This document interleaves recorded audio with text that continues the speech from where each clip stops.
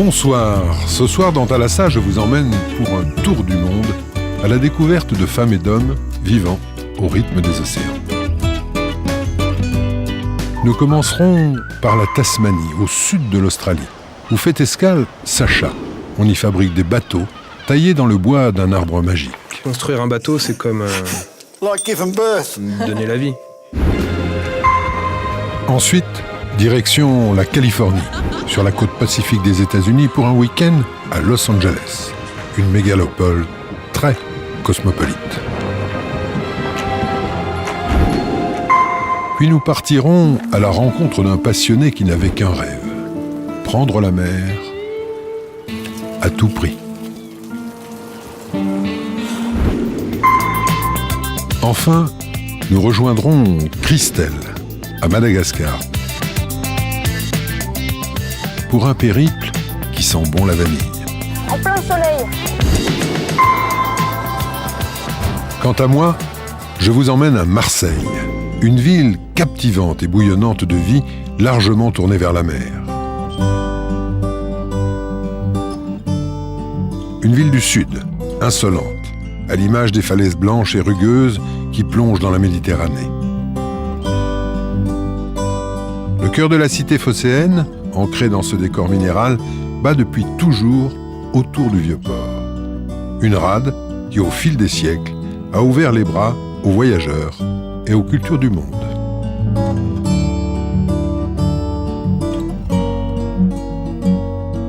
Mais avant de découvrir ces multiples trésors, partons de l'autre côté de la Terre. Le Mistral, le vent, la mer donnent depuis toujours à Marseille son relief, sa saveur, son identité. 4 heures du matin. Comme tous les jours depuis 12 ans, Éric se cale sur le soleil naissant pour embarquer. Direction les Calanques pour aller dénicher la soupe, ces petits poissons de roche qui viendront composer la bouillabaisse. Le port des Goudes, la mer autour, une nouvelle journée de pêche commence pour ce jeune Marseillais. Je suis le seul pêcheur qui a mal au cœur. Vous avez mal au cœur ? Ouais. Et vous faisiez quoi avant ? Pâtissier. Pâtissier. Vous verrez, le pâtissier et le boulanger, ils se lèvent tôt aussi. Voilà. Et alors pourquoi vous êtes venu à la pêche ? Parce que la pâtisserie, c'est pas mal. Parce que j'étais victime d'un vol à main armée à la pâtisserie. Donc je suis tombé en maladie, en accident de travail, en maladie.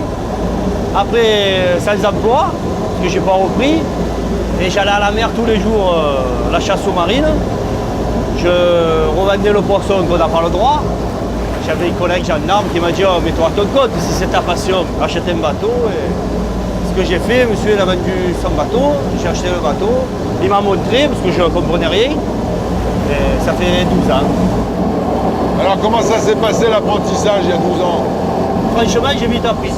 La première fois, j'ai dit je ne pourrai jamais le faire. C'est impossible. Vous allez voir que ça monte tout embrouillé et tout. Impossible. Et, au bout d'une semaine, c'est bon. Hein. Je suis le seul pêcheur à avoir acheté un bateau sans avoir fait le matelot. Voilà. J'avais jamais fait le matelot, j'avais jamais démaillé une rascasse.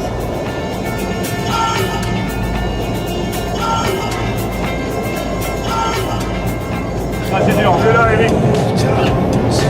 Ah, il a vu, genre. Il a vu, je vois rien, moi.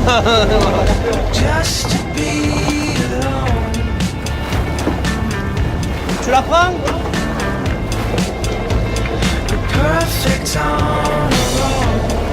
Je vois rien, tu me dis ? Ouais, pas grand chose. Il n'y a plus rien.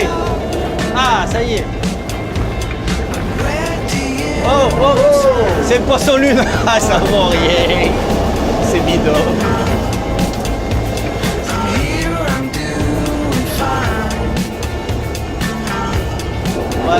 C'est ça le métier. C'est parce que j'ai pris le poste qu'on remonte plus de poissons. Oui, un rouget. Un rouget. C'est embauché, hein. Ah ouais, elle arrive, hein. C'est pas évident. Oh, il est beau. C'est marbré, non ?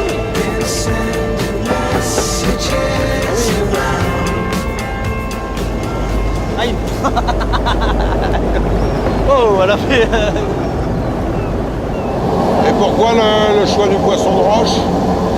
Parce que c'est plus facile à attraper, c'est du sûr. Voilà, tous les jours il y en a. Que la dorade, le loup et tout. Un jour vous faites 20 kilos, le lendemain 2 poissons. Ou rien. Moi je préfère petit mais tous les jours. Le soir je me languis le lendemain de me réveiller pour aller tirer. Hein. C'est jamais pareil. C'est jamais pareil. On ne sait pas ce qu'on va attraper, on ne sait pas le poids, on ne sait pas le temps, c'est jamais pareil. Moi j'aime faire ce que j'aime, voilà. J'aime la pêche moi, c'est tout.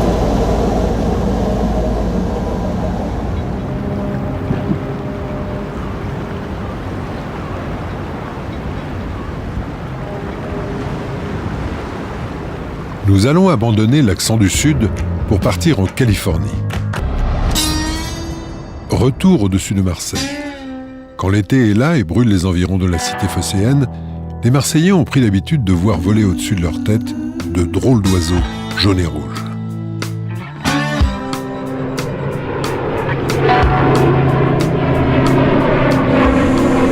Provence Tour, Pélican 31, bonjour, on approche.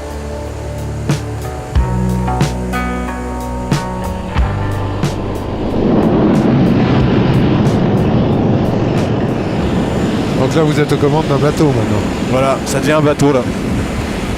Voilà, alors c'est pas un très bon bateau. Dans le sens où c'est un bateau à moteur, en même temps c'est un bateau à vol parce qu'il nous reste la dérive derrière qui est énorme. Donc, alors normalement si on le laisse, il fait comme les bateaux, il devrait venir le nez dans le vent. 12 secondes suffisent pour prélever plus de 6000 litres d'eau pour affronter les feux du Var, les Bouches du Rhône, jusqu'à la frontière italienne. Le plus dur en fait avec un hydravion, il y a tellement de liberté, c'est d'être assez discipliné pour dire là j'y vais pas. J'y vais pas parce que j'ai pas les conditions quoi.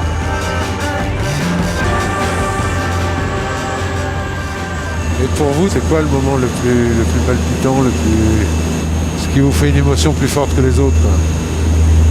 Si le décoppage est difficile, ça va être les coppages. Maintenant, si c'est une passe-feu ou c'est un peu tendu, il faut trouver une belle trajectoire et qu'on arrive à trouver la solution, on pose bien l'eau, ça c'est super satisfaisant quoi.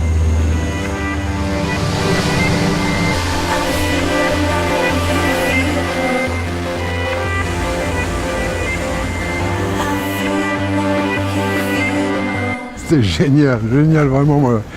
Surtout la partie où quand on arrive sur le port, là, il y a des bateaux et autres, et là on s'aperçoit qu'aux commandes, il y a besoin d'une dextérité et d'une concentration.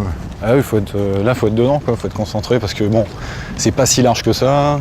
Il y a des paramètres à maintenir pour prendre l'eau, pour assurer la trajectoire, donc c'est dense, quoi. Alors quel est le parcours? Comment on devient pilote de Canadair? Alors on devient pilote de Canadair. Pour la plupart d'entre nous, et pour moi en particulier, après une carrière militaire. Ouais. J'ai fait un peu plus de 15 ans dans l'aéronaval. Ah, aéronaval, il y a déjà la mer là quand même. Oui, il y a déjà la mer. Mais c'est pas tout à fait les mêmes conditions, mais il y a déjà la mer, oui. Je suis monté directement à l'avion, j'ai pas bien vu l'avant de cet avion. Qui lui, alors pour lui l'avant, c'est vraiment un bateau ça. Ah bah, c'est une belle coque en V, quoi. Ouais. Maintenant, c'est pas un très bon bateau, hein. Je sais pas si tu as vu sur l'eau, une fois qu'on est sur l'eau, il est un peu pâteau. Rester vraiment dans l'eau par gros temps, on sait que ça serait pas trop possible, quoi. La première fois que je me suis posé dans l'eau, j'étais bluffé, quoi. J'ai regardé la fenêtre, j'ai dit merde, on y est, on est dans un bateau là, cette fois-ci. Donc ça, c'est dans une vie de pilote, c'est exceptionnel. Et alors quelles sont les sensations qui s'impriment Je crois que la plus grande, c'est dans un avion, c'est la sensation de liberté, quoi. On va d'un point A à un point B assez rapidement en s'affranchissant des montagnes. Et, bon, c'est vrai que la liberté, elle dure que le plein de carburant, mais c'est sympa, quoi. On est dans une autre dimension. Là, en plus, avec un hydravion, il y a aussi en plus la mer où aujourd'hui, on aurait pu aller se poser, compte tenu de la météo, on pouvait se poser n'importe où, quoi. Dès qu'on s'élève, il y a de la profondeur, il y a de l'horizon. Même si on n'y va pas, c'est là, quoi. Là, tout le monde ronge son frein parce qu'actuellement, on vole pas beaucoup. Tout le monde ronge son frein parce qu'on a tous envie de décoller, quoi. Ça, mais je pense que c'est tous les pilotes du monde, ça. Au bout d'un moment, il faut qu'on soit en l'air, bon, parce qu'on aime ça, quoi.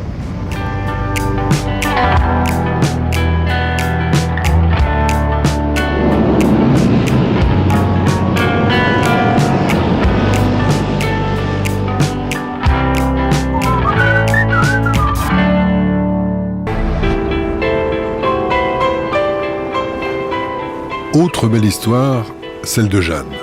Elle habite Marseille et rien ne l'a prédestinée à prendre la mer.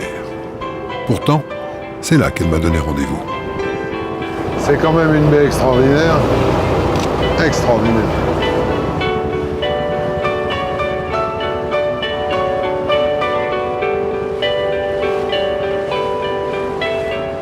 Moi, je ne suis pas du tout du milieu marin. En fait, j'ai rencontré la mer très tard, à 33 ans, alors que j'étais moi-même dans la misère. Et j'étais moi-même exclue. Je ne trouvais pas de travail. J'étais seule, j'ai divorcé, un enfant à sa charge, enfin bref. J'ai connu un peu la galère. Et en fait, j'ai eu la chance d'avoir un ami qui m'a pas laissé au bord de la route, qui m'a amené avec lui sur son voilier.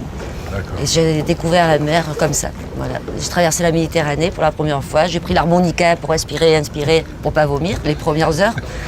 Et ensuite, quand je suis revenue de ce voyage... La première traversée, c'était pour aller où? Tunisie. Ah, juste une traversée. Voilà, ça a duré 15 jours, 3 semaines. On a eu une tempête, enfin, mais autrement, tout le long, ça a été merveilleux. Qu'est-ce qui se passe? C'est ça, ils s'amusent. On a mouillé le port. En fait, j'ai compris que la mer, c'était quelque chose de porteur. Elle était porteuse de belles histoires et j'ai voulu en faire cadeau à plein de gens. Donc la flâneuse, je l'ai mise en route alors qu'elle n'était plus en état à un moment donné. Il a fallu que je la reprenne alors que j'étais au RMI et que j'arrive à tenir, de la regréer, de la remotoriser. Enfin, ça a été problématique. Il a fallu convaincre. Ah ben, il a fallu y croire. Ah, moi, je dis il fallait y croire. Voilà. Parce qu'il y a plein de gens qui me disent mais tu es folle, tu es au RMI, tu n'as pas les moyens. Jeanne, qu'est-ce que tu vas faire là? J'ai cru. On prend l'autre bout à deux et il laisse le Maurice.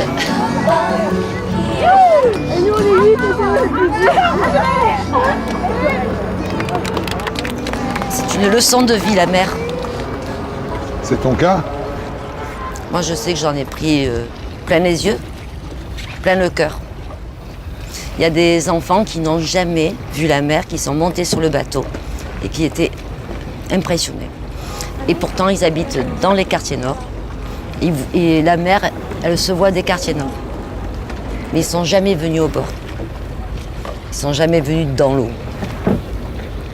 Et ça m'a impressionné quand ces jeunes se sont racontés.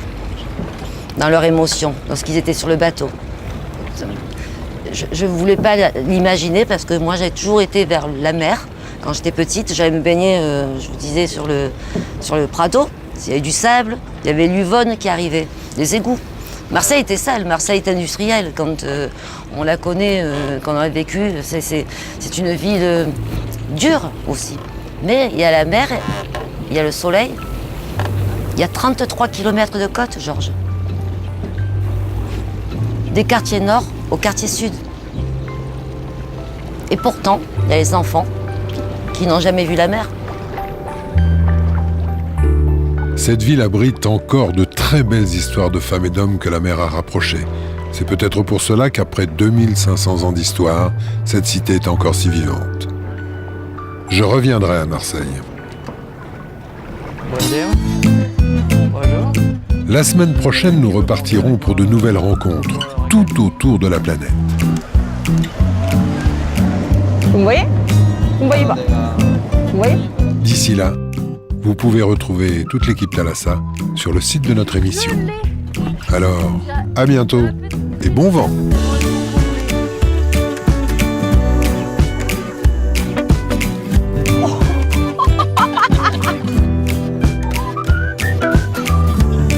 Je vais en profiter pour vous montrer ce qu'il y a juste en dessous de moi.